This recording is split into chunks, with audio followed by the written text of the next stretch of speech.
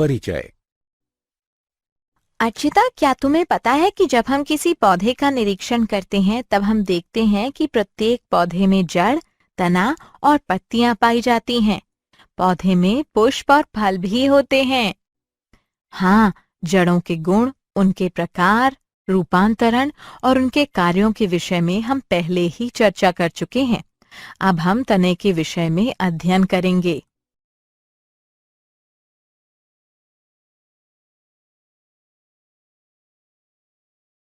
उद्देश्य। इस पाठ के अंत में आप निम्न करने में सक्षम हो जाएंगे। तने के गुणों का पता लगाना,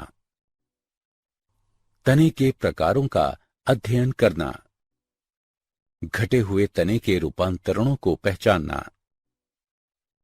तने के भूमिगत रूपांतरणों का पता लगाना, भूपृष्ठीय तने के रूपांतरणों का अध्ययन करना, वायवीय तने के रूपांतरणों का अध्ययन करना, तने के विशिष्ट रूपांतरणों का अध्ययन करना और तने के कार्यों को समझना।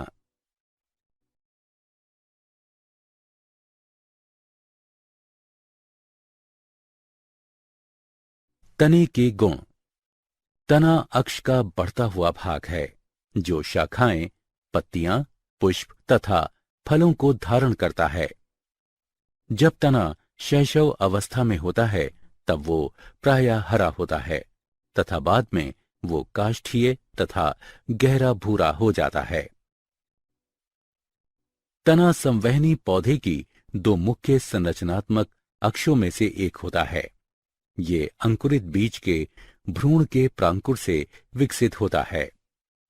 अधिकांश पौधों में तने भूमि की सतह से ऊपर स्थित होते हैं, लेकिन कुछ पौधों में तने भूमिगत भी होते हैं।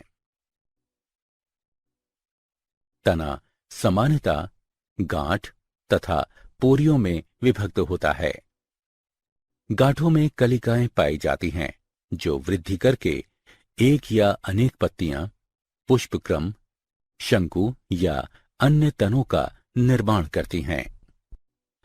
तने पर कलिकाएं पाई जाती हैं जो कि अंतस्थ या कक्षीय हो सकती हैं। एक अपरिपक्व शीर्ष के साथ एक नवीन अविकसित प्रारूप पर एक वृद्धि बिंदु होता है जो कि अनेक कसकर जुड़ी हुई कोमल पत्तियों से घिरा हुआ होता है। इन्हें कलिका कहते हैं।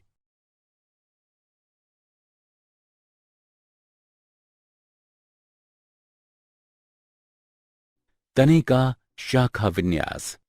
तने के मुख्य अक्ष पर शाखाओं के व्यवस्थित होने की विधि को शाखा विन्यास कहते हैं। मुख्य रूप से शाखा विन्यास दो प्रकार का होता है, पार्श्वीय शाखा विन्यास और द्विभाजी शाखा विन्यास।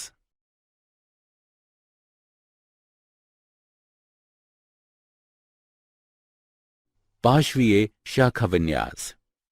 जब शाखाएं तनों के किनारों से निकलती हैं तो ये पार्श्वीय शाखा विन्यास कहलाता है। ये शाखा विन्यास की वो विधि है जिसमें वृद्धि बिंदु द्विभाजित नहीं होता है।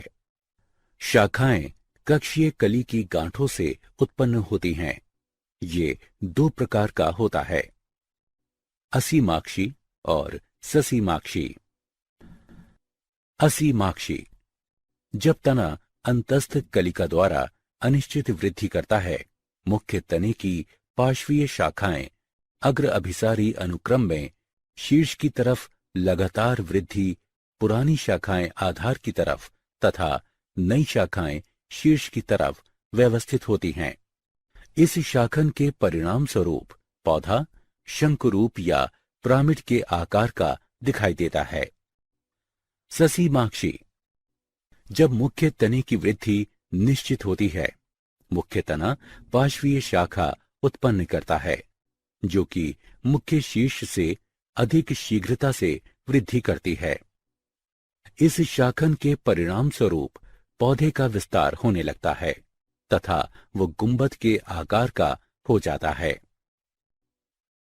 ससीमाक्षी तीन प्रकार की होती है, एक शाखी ससीमाक्षी, द्विशाखी ससीमाक्षी और बहुशाखी ससीमाक्षी। एक शाखी ससीमाक्षी। इस प्रकार के ससीमाक्षी शाखा विन्यास में एक ही समय पर केवल एक ही पार्श्वीय शाखा उत्पन्न होती है। इसे एकल शाखित के नाम से भी जाना जाता है। ये दो भिन्न प्रकारों यानी घुमावदार तथा कुटिल को दर्शाता है। उदाहरण, विटिस विनिफेरा में शाखा विन्यास कुटिल प्रकार का होता है। इसमें पार्श्वीय शाखाएं एकांतर किनारों पर विकसित होकर टेढ़ी मेढ़ी हो जाती हैं। सारका में शाखा विन्यास घुमावदार प्रकार का होता है। इसमें पार्श्वीय शाखाएं एक ही किनारे पर विकसित होकर घुमाव बनाती हैं। द्विशाखी ससीमाक्षी। जब एक ही समय पर दो पार्श्वीय शाखाएं विकसित होती हैं तो उसे द्विशाखी या द्विशाखित कहते हैं। उदाहरण, धतूरा और कैरिस्सा। बहुशाखी ससीमाक्षी। जब एक ही समय पर दो से अधिक पार्श्वीय शाखाएं विकसित होती हैं तो उसे बहुशाखी या बहुशाखित कहते हैं। उदाहरण, यूफोर्बिया और क्रोटोन बॉनप्लांडिया।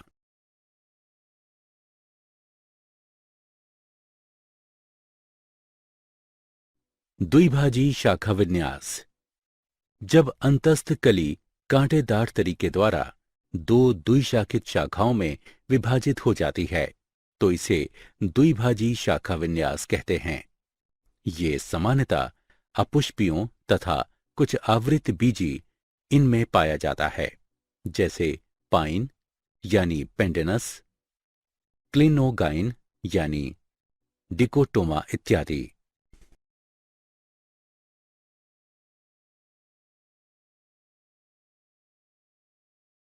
तने का रूपांतरण।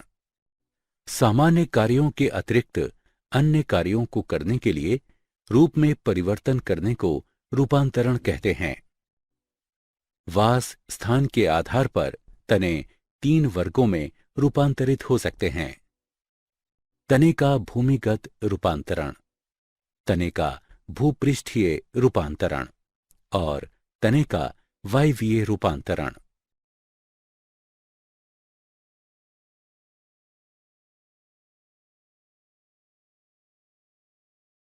तने का भूमिगत रूपांतरण।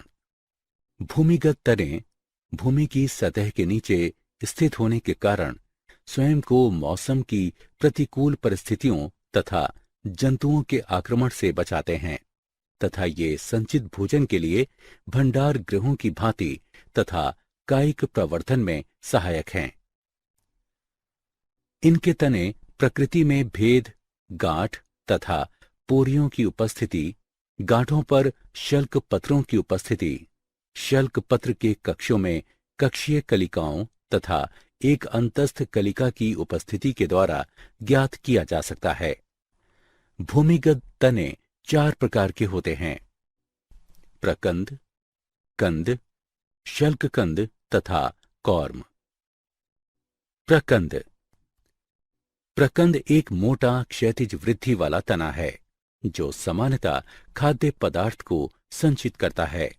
इसमें गांठ, पोरियां, शल्कपत्र, कक्षीय कलिकाएं, अपस्थानिक जड़ें तथा एक अंतस्थ कलिका पाई जाती हैं। कक्षीय कलिकाओं को ढकने वाले शल्कपत्र तने के गांठ बिंदु से निकलते हुए दिखाई देते हैं। जड़ें प्रकंद की निचली सतह से विकसित होती हैं। उदाहरण, अदरक और हल्दी। कंद। कंद भूमिगत शाखा का एक फूला हुआ सिरा है जो कि निचली पत्ती के कक्ष से उत्पन्न होता है और मृदा में बाहर की तरफ क्षैतिज वृद्धि करता है। खाद्य सामग्री यानी स्टार्च के निक्षेपण के कारण प्रत्येक कंद अनियमित आकृति का हो जाता है। प्रत्येक कंद की सतह पर पत्तियों के अनेक निशान दिखाई देते हैं। पत्तियों के ये निशान गिरे हुए शल्क पत्रों की छाप होते हैं। प्रत्येक पत्ती का ये निशान एक कक्षीय कलिका को घेरता है। कक्षीय कलिका के साथ पत्ती के निशान को आंख कहते हैं। कायिक प्रवर्धन द्वारा आलू की ये आंखें नए पौधे को उत्पन्न करने की क्षमता रखती हैं। उदाहरण आलू। शल्ककंद यानी बल्ब। शल्ककंद में तना घट जाता है तथा छोटे चक्र सा दिखता है। कई अपस्थानिक जड़ें तने की निचली सतह से उत्पन्न होती हैं। उदाहरण प्याज, अदरक। प्याज, अदरक इत्यादि के शल्ककंद में आंतरिक पत्तियां मांसल जबकि बाहरी पत्तियां सूखी हुई होती हैं। इसे संकुचित शल्ककंद इसलिए कहते हैं क्योंकि संकेंद्री पर्णधार एक पूर्ण आवरण या कंचुक बनाता है। शल्ककंद की शीर्षस्थ कली प्रारोह का निर्माण करती है। कॉर्म। कॉर्म एक सीधे यानी लंबवत तने का फूला हुआ भूमिगत आधारी भाग होता है। ये फुलाव संचयित भोजन के संचयन के कारण होता है। इसमें शल्कपत्र तथा कक्षीय कलिकाएं पाई जाती हैं। वृद्धि की अवधि के अंत में 5 ये भाग मृत हो जाते हैं। प्रतिकूल परिस्थितियों में शीर्ष के समीप एक कक्षीय कलिका एक नए प्रारोह में विकसित हो जाती है, जो कि पुराने कॉर्म में संचयित भोजन का उपयोग करती है। नया पौधा अपने आधार पर एक नए कॉर्म का निर्माण करता है। उदाहरण अरबी यानी कोलोकासिया और अमारफोफेलस।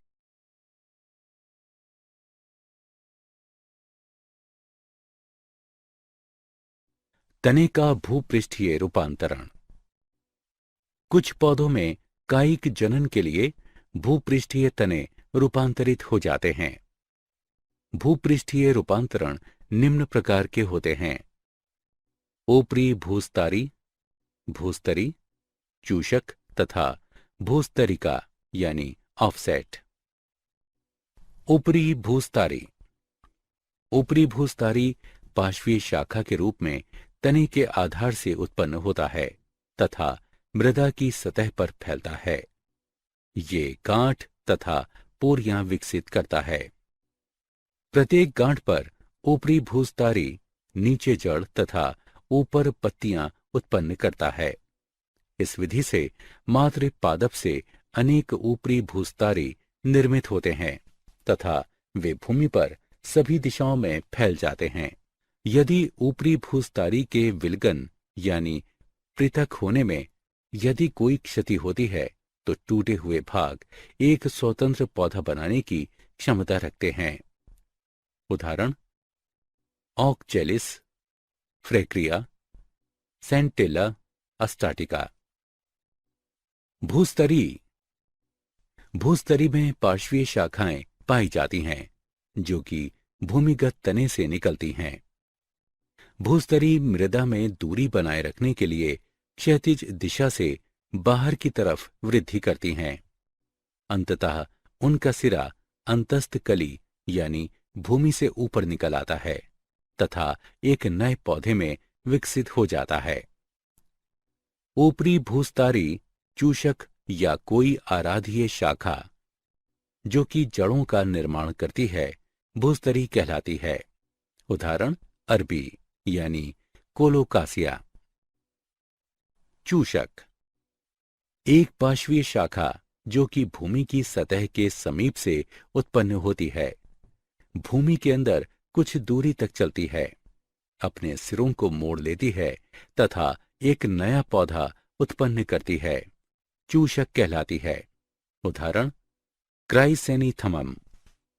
भूस्तरिका यानी ऑफसेट। भूस्तरिका एक छोटी मोटी ऊपरी भूस्तरी जैसी शाखा है जो कि अपने सिरे पर एक नए पौधे का निर्माण करती है। भूस्तरिका जनक पौधे के मुख्य तने से सभी दिशाओं में वृद्धि करता है। यदि इनकी इकाइयों के विलगन यानी पृथक होने में यदि कोई क्षति होती है तो प्रत्येक एक स्वतंत्र पौधा बनाने की क्षमता रखती है। उदाहरण पिस्टिया, और आइकोर्निया।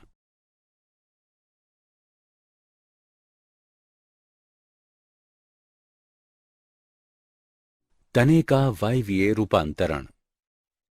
कुछ पौधों में विभिन्न विशिष्ट कार्यों को करने के लिए वायवीय तने का रूपांतरण होता है। वायवीय रूपांतरण निम्न प्रकार का होता है: फिल्लोक्लेट, क्लेडोट, तने के शूल, तने के प्रतान तथा बुलबिल। फिल्लोक्लेट। फिल्लोक्लेट अनेक पोरियोयुक्त एक चपटा तना है जो कि पत्ती की भांति कार्य करता है। नागफनी यानी ओपनशिया में तना हरे रंग की चपटी संरचना में रूपांतरित हो जाता है, जिसे फिल्लोक्लेट कहते हैं। फिल्लोक्लेट की सतह पर शूलों का गुच्छा बन जाता है। ये शूल कक्षीय कलिकाओं की रूपांतरित पत्तियां होते हैं। ये शूल न केवल पौधों की वाष्पोत्सर्जन की दर की जांच करते हैं, बल्कि शाकाहारियों से पौधों की रक्षा भी करते हैं। फिल्लोक्लेट में अलग गांठें तथा पोरियां पाई जाती हैं। उदाहरण: ओपनशिया। क्लेडोट। एक या दो पोरियों वाले फिल्लोक्लेट को क्लेडोट कहते हैं। क्लेडोट का कोई उपयुक्त उदाहरण नहीं है, क्योंकि रस्कस तथा एस्पेरेगस, जिनको अधिकतर क्लेडोट माना जाता है, वास्तव में ये क्लेडोफिल्स होते हैं। क्लेडोफिल एक चपटी पत्ती सदृश तना होता है, जो कि एक वास्तविक पत्ती समान छोटे पर्ण के शीर्ष से उत्पन्न होता है। तने के शूल। शूल एक कठोर, सीधी तथा नुकीली संरचना होती है। शूल छोटे, रूपांतरित तने होते हैं। बोगनविलिया तथा दुरंता, इनमें कक्षीय कलिका एक शूल में रूपांतरित हो जाती है। कैरिसा में अंतस्थ कलिका शूल के एक जोड़े में रूपांतरित हो जाती है। शूल कभी कभी पत्तियों, पुष्पों तथा फलों को धारण करते हैं, जैसा कि दुरंता तथा अनार में देखा गया है। शूल न केवल पौधों की वाष्पोत्सर्जन की दर की जांच करते हैं, बल्कि शाकाहारियों से पौधों की रक्षा भी करते हैं। उदाहरण: कैरिसा, दुरंता और सिट्रस। तने के प्रतान। कुछ पौधों में प्रतान तने के रूपांतरण की भांति विकसित होते हैं। साइसस क्वाड्रान गुलेरिस में अंतस्थ कलिका एक प्रतान को जन्म देती है तथा पैसीफ्लोरा में कक्षीय कलिका प्रतान में रूपांतरित हो जाती है। बुलबिल। बुलबिल एक विशिष्ट बहुकोशिकीय पादप शरीर है, जो कि जनन के लिए आवश्यक होती है। अगैव में पुष्प कलिकाएं बुलबिल में रूपांतरित हो जाती हैं। ये बुलबिल पृथक होकर मृदा के संपर्क में आ जाती हैं तथा एक नए पौधे के रूप में विकसित हो जाती हैं। डायोस्कोरिया में कक्षीय कलिका बुलबिल में विकसित हो जाती हैं। ये बुलबिल मातृ पादप से पृथक होकर एक नए स्वतंत्र पौधे के रूप में वृद्धि करता है।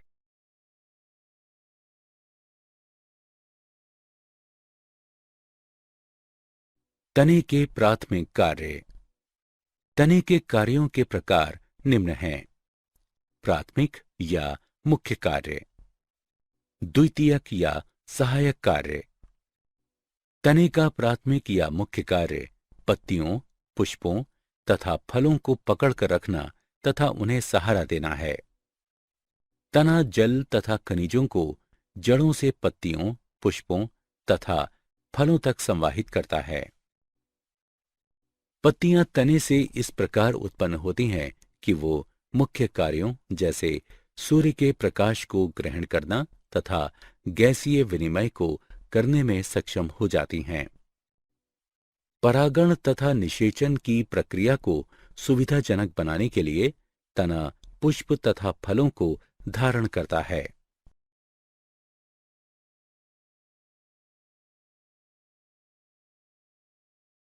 तने के द्वितीयक कार्य: सहनशीलता बढ़ाना। जिंजीबर, कुरकुमा तथा डायोप्टेरिस में भूमिगत तने पौधों को प्रतिकूल परिस्थितियों पर काबू पाने में सहायता करते हैं। भोजन का संचयन। भोजन मृदूतक यानी पेरेन्काइमा कोशिकाओं तथा भूमिगत तनों जैसे सोलेनम ट्यूब्रोसम, अरबी यानी कोलोकासिया और अदरक में संचित होता है। आरोहक की भांति तने प्रतान, हुक, कांटे आदि में रूपांतरित हो जाते हैं, जैसे कि पैसिफ्लोरा, बोगेनविलिया तथा विटिस फिनिफेरा में।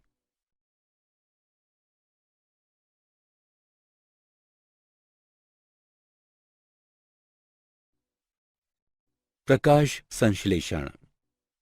ओपनशिया, एस्परेगस तथा रस्कस आदि की तरह जब तने फिल्लोक्लेड तथा क्लेडोड रूपांतरित हो जाते हैं, तब नवीन पत्तियों सदृश चपटे तने प्रकाश संश्लेषण में सहायता करते हैं।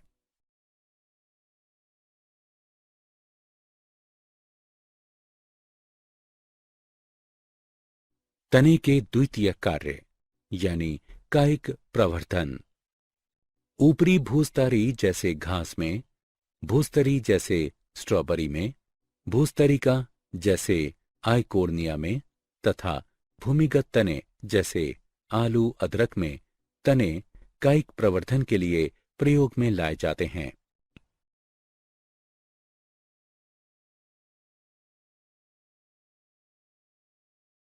तने के द्वितीयक कार्य। चढ़ने से सुरक्षा करना। विकसित कांटों द्वारा तने पौधों को चढ़ने से बचाते हैं।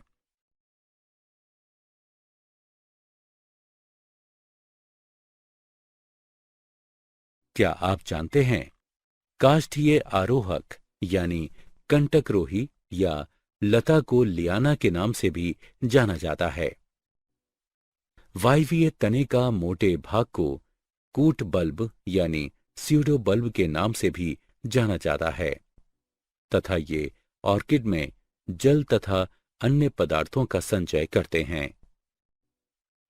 केले में अंतःभूस्तारी चूषकों को सोड अंतःभूस्तारी चूषकों के नाम से भी जाना जाता है।